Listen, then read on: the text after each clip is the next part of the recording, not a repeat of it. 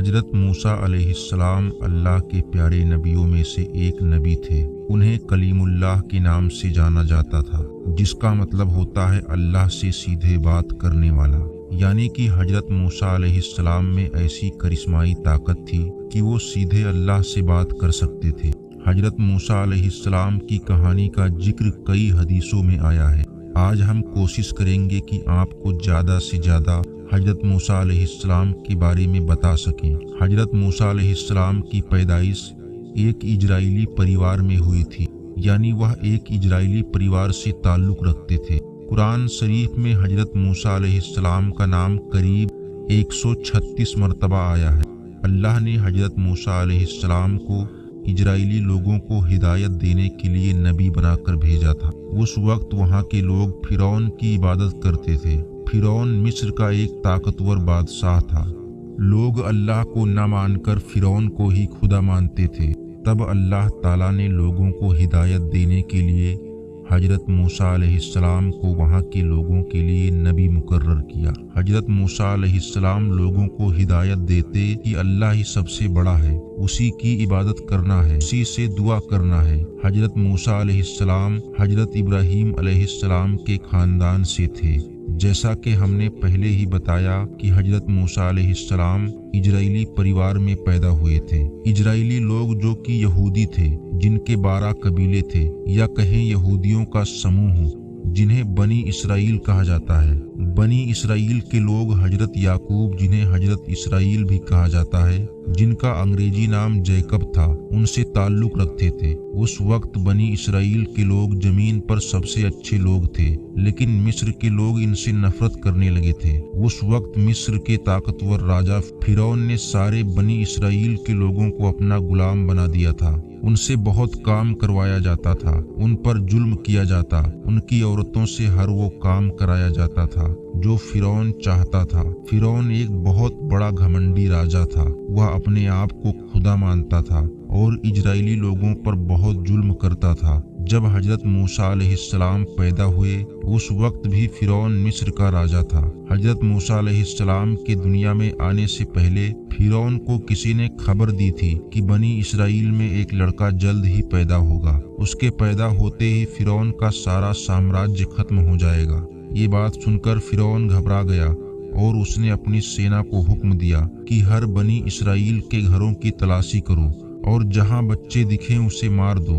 फिरौन सिर्फ बेटों को मारना चाहता था, बेटियां होने पर वह उन्हें छोड़ देता था। फिरौन का हुक्म मिलते ही सिपाही बनी इसराइल के घरों की तलाशी में निकल गए और एक एक करके उनके बच्चों का कत्ल करना शुरू कर दिया। जब हजरत मूसा अलैहिस्सलाम की माँ को इस बात की खबर लगी तब वह डर गई। तब अल्लाह से एक पैगाम उनको आया कि तू इसे एक टोकरी में रखकर नील नदी में छोड़ दे, इस बच्चे को कुछ नहीं होगा।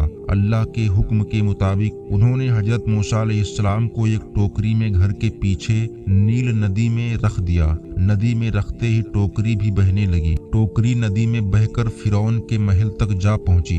टोकरी को देखते ही फिरौन के सिपाहियों ने हजरत मूसा अलैहिस्सलाम को टोकरी से निकाला और फिरौन के पास ले गए। महल पहुंचते ही फिरौन की बीवी ने आपको यानी हजरत मूसा अलैहिस्सलाम को पहचान लिया और कहा कि ये बनी इसराइल के घर का वही बेटा है जिससे हमें खतरा है। फिरौन आपको उसी वक्त मारना चाहता था, लेकिन फिरौन की बीवी ने कहा कि इसे मारो मत, इसके जिंदा रहने से हमारी आंखों को ठंडक मिलती रहेगी कि हमारा दुश्मन हमारे सामने ही है और हमारी कैद में है। हो सकता है ये हमारे लिए खुशनसीब बच्चा हो। फिरौन ने अपनी बीवी की बात मान ली और आपको अपने महल में रख लिया। जब आपको भूख लगी तब फिरौन ने अपने यहाँ काम करने वाली औरतों को बुलाया और कहा कि इस बच्चे को दूध पिलाओ, ये भूखा है और रो रहा है। लेकिन अल्लाह की कुदरत देखो, कोई भी औरत आपको दूध नहीं पिला सकी। सारी औरतें दूध पिलाने में नाकाम रही। फिरौन समझ गया था कि ये कोई मामूली बच्चा नहीं। फिर दूध पिलाने के लिए आपकी माँ को तलाशा गया और तलाश करके आपको दूध पिलाया गया। एक हदीस के मुताबिक आप यानी हजरत मूसा अलैहिस्सलाम फिरौन के महल में ही बड़े हुए, यहाँ तक कि 18 साल के जवान भी उसी महल में हुए। आपने हजरत शोएब अलैहिस्सलाम की बेटी सफूरा से शादी भी की। हजरत मूसा अलैहिस्सलाम ने बड़े होकर लोगों को समझाया कि फिरौन की इबादत करना बंद करो और एक अल्लाह की इबादत में यकीन करो। एक हद तक लोग उनकी बात मान भी गए थे। उसी दौरान मिस्र में भयंकर अकाल पड़ा था। लोग कई बीमारियों में मुब्तला हो गए थे। सारे लोग हजरत मूसा अलैहिस्सलाम के पास पहुंचे और कहा कि हम आपके कहने पर चलेंगे, और वादा किया कि वह एक अल्लाह की ही इबादत करेंगे। जब लोग बीमारी से ठीक होना शुरू हुए और हालत पहले जैसे होने लगे, तब लोग फिरौन के डर से वापिस उसकी इबादत में लग गए। उसी दौरान फिरौन के जुल्म से लोगों को निजात दिलवाने के लिए हजरत मूसा अलैहिस्सलाम ने फिरौन को चेतावनी दी और कहा कि वह लोगों पर जुल्म करना छोड़ दे और लोगों को गुलामी से आजाद कर दे। लेकिन घमंडी फिरौन को इस बात का कोई असर नहीं हुआ। हजरत मूसा अलैहिस्सलाम ने बनी इसराइल के लोगों को इकट्ठा किया और फिलिस्तीन के लिए रवाना हो गए, क्योंकि वो सभी इजरायली लोगों को फिरौन के जुल्म से निजात दिलवाना चाहते थे। जब फिरौन को आपके फिलिस्तीन जाने का पता चला, तब वह एक बहुत बड़े सेना के साथ आपका पीछा करने लगा। जब हजरत मूसा अलैहिस्सलाम बनी इसराइल के लोगों के साथ दरियाए नील तक पहुंचे, तब उनके पीछे फिरौन की बड़ी सेना थी जो सबको मारने को तैयार थी, और आपके आगे गहरा समंदर था। बनी इसराइल के लोगों ने मान लिया था कि अब फिरौन उन्हें मार देगा। इतने में हजरत मूसा अलैहिस्सलाम ने अपनी लाठी से समंदर के पानी पर मारा। तभी आपके सामने समंदर में एक सूखा रास्ता बन गया और समंदर का पानी अलग अलग हो गया और बीच में सूखा रास्ता बन गया। हजरत मूसा अलैहिस्सलाम और बनी इसराइल के लोगों ने रास्ता पार कर लिया। फिरौन भी उसी रास्ते पर अपनी सेना को लेकर आगे बढ़ने लगा। तभी अचानक से रास्ता बंद हो गया। फिरौन और उसकी सेना समंदर में डूबकर मर गई। 2 आदमी हम सफर थे। एक के पास 5 रोटियां थी और दूसरे के पास 3। खाने का वक्त आया तो रास्ते में एक जगह दोनों ठहरे और वो रोटियां इकट्ठी करके मिलकर खाने को बैठे। इतने में एक तीसरा शख्स भी आ गया। उन्होंने उससे कहा, आओ भाई, खाना हाजिर है। उस शख्स ने ये दावत कबूल कर ली और वो भी उनके साथ खाने में शरीक हो गया और फिर तीनों ने मिलकर वो रोटियां खाई। खाना खा लेने के बाद तीसरा शख्स 8 रुपए उनको दे गया और कह गया कि आपस में बांट लेना। चुनांचे जब वो दोनों उन 8 रुपयों को बांटने लगे तो 5 रोटी वाले ने कहा कि मेरी 5 रोटियां थी, मैं 5 रुपए लेता हूँ, और तेरी 3 थी, तू 3 ले। 3 रोटी वाला कहने लगा, ऐसा हरगिज न होगा, बल्कि आधा रुपए तेरे और आधा मेरे। हम दोनों ने मिलकर रोटी खाई है, इसलिए दोनों का हिस्सा भी बराबर होगा। दोनों में तकरार बढ़ गई।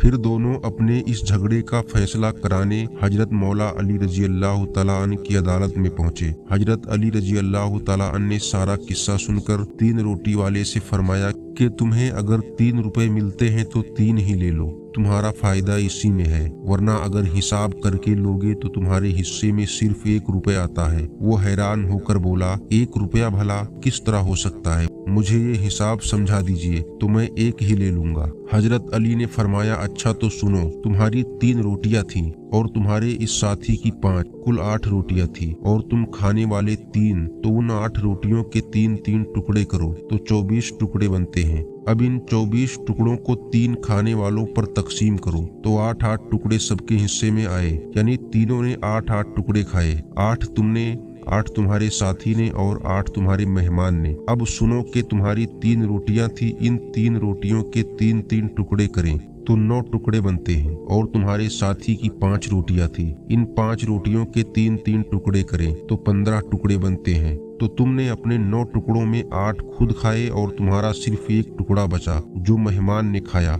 लिहाजा तुम्हारा 1 रुपया तुम्हारे साथी ने अपने 15 टुकड़ों में से 8 खुद खाए और उसके 7 टुकड़े बचे जो मेहमान ने खाए, लिहाजा 7 रुपए उसके हुए। ये फैसला सुनकर वो शख्स हैरान रह गया और मजबूरन उसे 1 ही रुपए लेना पड़ा और दिल में कहने लगा कि 3 ही लेता तो अच्छा था।